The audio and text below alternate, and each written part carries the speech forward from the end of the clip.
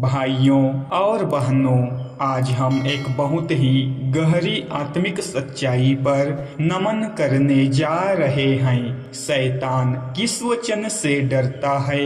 यह प्रश्न केवल जिज्ञासा का नहीं बल्कि आत्मिक जीवन का सवाल है, क्योंकि जब हम मसीह में चलते हैं तो हमारा सामना हमेशा अंधकार की शक्तियों से होता है। बाइबल हमें बताती है कि शैतान वास्तविक है, वह चालाक है, झूठ का पिता है और वह चाहता है कि मनुष्य परमेश्वर से दूर हो जाए। लेकिन साथ ही बाइबल हमें यह भी बताती है कि शैतान वचन से डरता है। परमेश्वर के जीवित, शक्तिशाली और सत्य वचन से शैतान मनुष्य के बल से नहीं डरता। वह किसी की आवाज, किसी की शिक्षा या किसी धर्म से नहीं डरता, बल्कि वह परमेश्वर की वचन से डरता है। वह केवल एक चीज से कांपता है और वह है परमेश्वर का वचन, जो आत्मा और जीवन है। साथियों, यूहन्ना पत्र 1:1 में कहता है, आदि में वचन था, वचन परमेश्वर के साथ था और वचन ही परमेश्वर था। इस वचन में वही सामर्थ है जिसने ब्रह्मांड की रचना की, जिसने मृत्यु पर विजय पाई और जो हर अंधकार को दूर करता है। जब शैतान ने जंगल में यीशु को परीक्षा में डाला, तब प्रभु ने किसी चमत्कार या क्रोध से नहीं बल्कि वचन से उत्तर दिया। मत्ती अध्याय 4 में लिखा है, मनुष्य केवल रोटी से नहीं परंतु हर एक वचन से जो परमेश्वर के मुख से निकलता है जीवित रहेगा। हर बार जब शैतान ने यीशु को फुसलाने की कोशिश की, प्रभु ने कहा, यह लिखा है, और वह हार गया। यह हमें सिखाता है कि शैतान को हराने का हथियार तलवार या शक्ति नहीं बल्कि वचन है। इफिसियों पत्र 6:17 में कहता है, आत्मा की तलवार जो परमेश्वर का वचन है उसे लो। यानी आत्मिक युद्ध में हमारी तलवार यही वचन है। शैतान वचन से इसलिए डरता है क्योंकि वचन झूठ को उजागर कर देता है। शैतान का काम है झूठ फैलाना, डराना और भ्रम पैदा करना। लेकिन जब वचन बोला जाता है तो उसका झूठ टिक नहीं पाता। वचन प्रकाश है। भजन संहिता 119 और 105 में कहता है, तेरा वचन मेरे पाँव के लिए दीपक और मेरे मार्ग के लिए उजियाला है। जहाँ वचन है वहाँ प्रकाश है, और जहाँ प्रकाश है वहाँ अंधकार नहीं ठहर सकता। जब हम परमेश्वर का वचन बोलते हैं, पढ़ते हैं या उस पर विश्वास करते हैं, तो हम आत्मिक रूप से एक ढाल खड़ी कर देते हैं।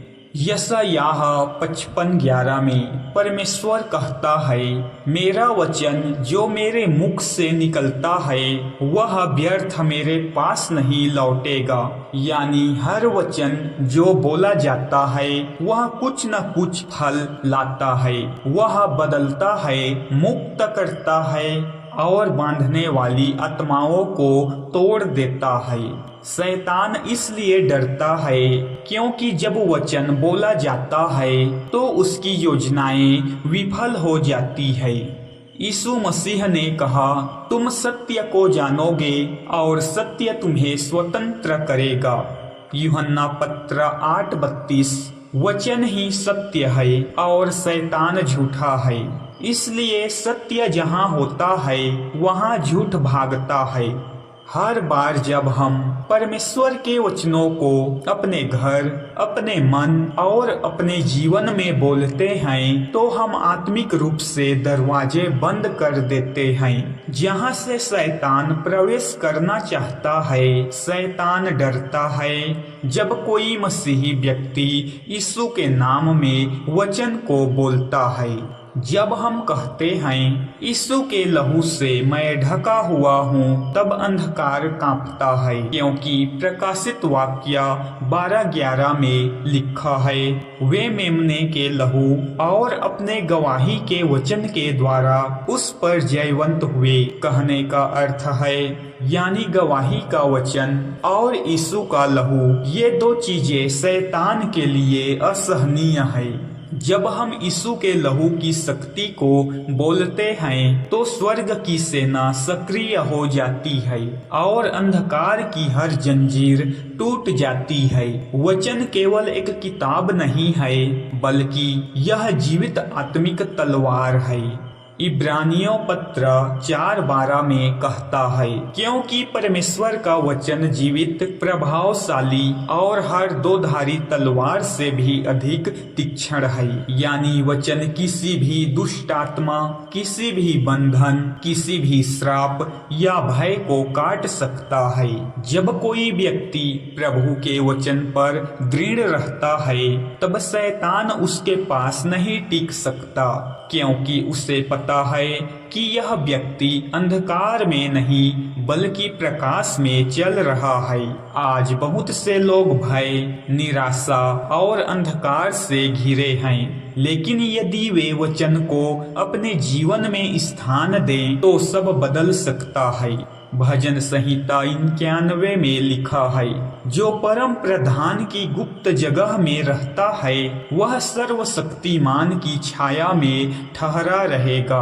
जब हम वचन के अधीन रहते हैं तो हम उसकी छाया में रहते हैं। वहाँ शैतान की कोई पहुँच नहीं। शैतान डरता है उस मसीही से जो हर परिस्थिति में कहता है, यहोवा मेरा चरवाहा है, मुझे कमी नहीं होगी, मुझे कमी ना होगी।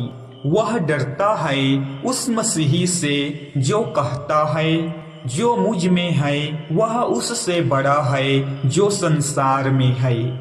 यूहन्ना अध्याय 1:4 में कहता है, वह डरता है उस मसीही से जो कहता है, मुझे जो सामर्थ मसीह देता है उसमें मैं सब कुछ कर सकता हूँ।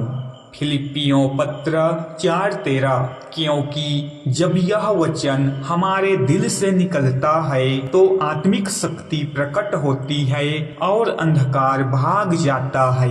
आज हमें यह समझना है कि वचन केवल पढ़ने के लिए नहीं, जीने के लिए है। जब हम हर दिन वचन को बोलते हैं, जब हम अपने परिवार पर वचन का उच्चारण करते हैं, जब हम अपने बच्चों पर वचन बोलते हैं, तब शैतान को कोई अधिकार नहीं मिलता, क्योंकि वह वचन की आवाज से डरता है। वह जानता है कि यह वही आवाज है जिसने उसे स्वर्ग से गिराया था। यह वही वचन है जिसने कब्र से यीशु को उठाया था।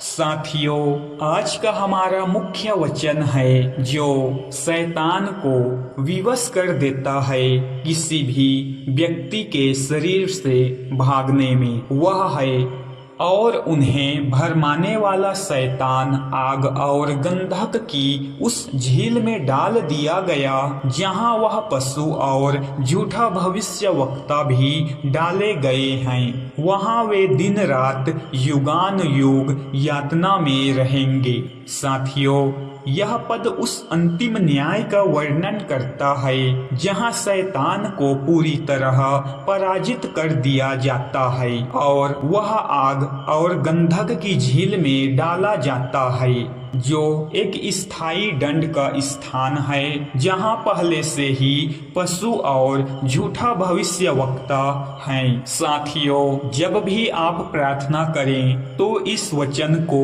अवश्य बोलें, क्योंकि यही वह वचन है जो शैतान को भागने में विवश कर देता है। यह वही वचन है जो अब भी जीवित है और हर विश्वासी के भीतर कार्य कर रहा है। प्रिय भाइयों और बहनों, यदि आप चाहते हैं कि शैतान आपसे दूर भागे तो केवल प्रार्थना ही नहीं बल्कि वचन को अपने जीवन का हिस्सा बना लीजिए। सुबह उठकर वचन बोलिए, रात को सोने से पहले वचन बोलिए। जब डर लगे तो कहिए, यहोवा मेरा बल और मेरा गढ़ है। जब बीमारी आए तो कहिए, उसके मार खाने से मैं चंगा हुआ हूँ। जब कमी हो तो कहिए, मेरा परमेश्वर अपनी महिमा के धन के अनुसार मेरी सब आवश्यकताओं को पूरी करेगा। हर स्थिति में वचन बोलिए, क्योंकि यह आत्मिक युद्ध का सबसे शक्तिशाली हथियार है। साथियों, याद रखिए, शैतान वचन से इसलिए डरता है क्योंकि उसे पता है कि वचन परमेश्वर है, और जब वचन बोला जाता है तो स्वयं परमेश्वर कार्य करता है। वचन से शैतान भागता है, अंधकार मिटता है, जंजीरें टूटती है और आत्मा को शांति मिलती है। इसलिए आज हम कहें, हे प्रभु, तेरा वचन मेरे भीतर जीवित रहे, तेरा सत्य मेरे होठों पर बना रहे और तेरी सामर्थ मेरे जीवन में प्रकट हो।